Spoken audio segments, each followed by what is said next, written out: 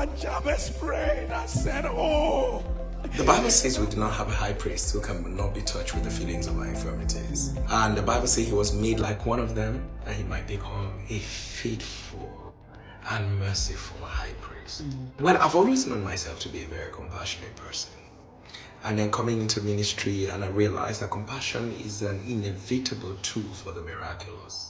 Every day I am greeted with all kinds of messages. You are seeing all kinds of situations. Let me give you an example. So how do you make this kind of prayer?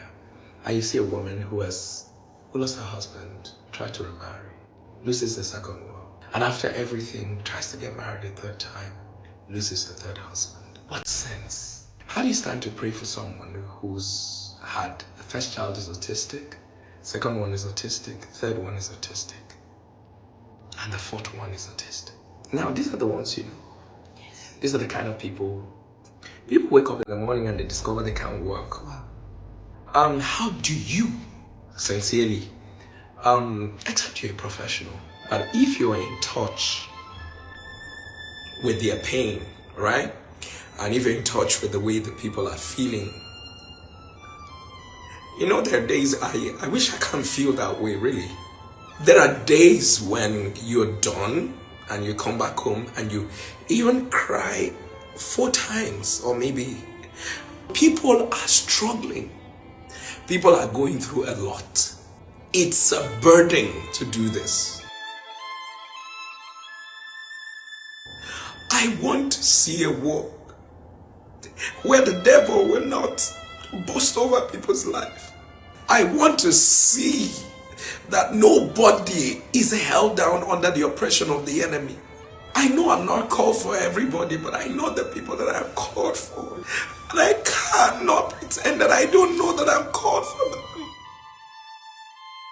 People who are in that last stages of cancer, and I'll stand on the altar and pretend like I don't know how they feel. These are real people with real issues.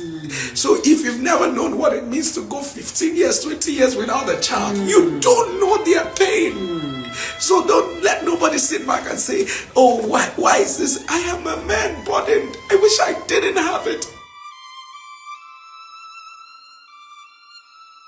What I'm doing is from my heart. What I'm doing is a calling. What I'm doing is what God has called me to do. I think about what my people are going through. They are my brothers. They are my sisters. What people don't understand is that there are days I wish I wasn't feeling this way.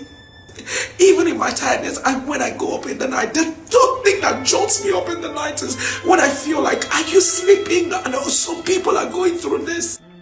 I was called to be an intercessor. That is my calling. My joy is to find myself, even if I die in my assignment. In fact, how I want to die is dying doing what God has called me to do. It would never be said that anything that came in contact with me did not experience God. They will experience God. I mean this, I'll keep pushing. If God does not answer someone today, He will answer them tomorrow.